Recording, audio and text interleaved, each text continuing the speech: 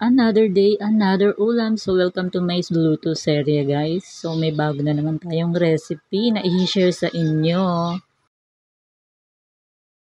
So, dito naganda lang ako ng sibuyas, bawang at kamatis.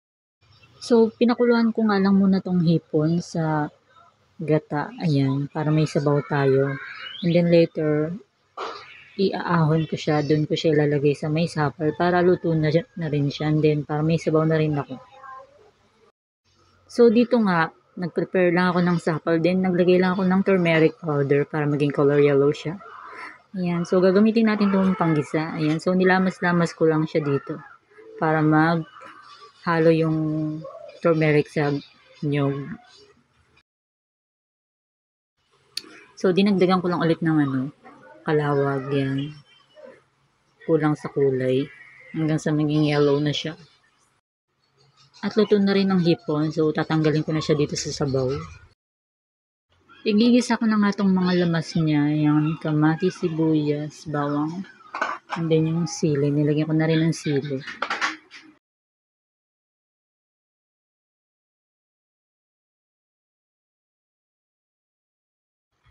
Ayan, gisa-gisa lang ako dito hanggang sa maluto itong mga lamas niya. Ayan, then nilagay ko na nga itong sapal ng pagkaluto ng mga sibuyas bawang natin. So, halo-halo lang natin para hindi siya masunog.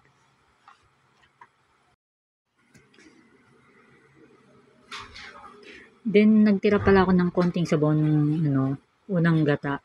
Nilagay ko dito para hindi masyadong dry yung ating sapal. So, mahina lang pala ang apoy nito para hindi masunog ang ating sapal. So, ayan, nag-iba na yung kulay niya. Luto na siya. Ayan, so ilalagay ko na dito yung hipon na galing sa sabaw. Bali, 1/4 na hipon lang pala yung ginamit ko dito. Kasi dalawa lang naman kami kakain. Ayan. So, halu-haluin ko lang siya para makot yung sapal dun sa hipon. So, ayan, okay na to. Thank you for watching. Don't forget to like and share and follow na rin. Thank you for watching.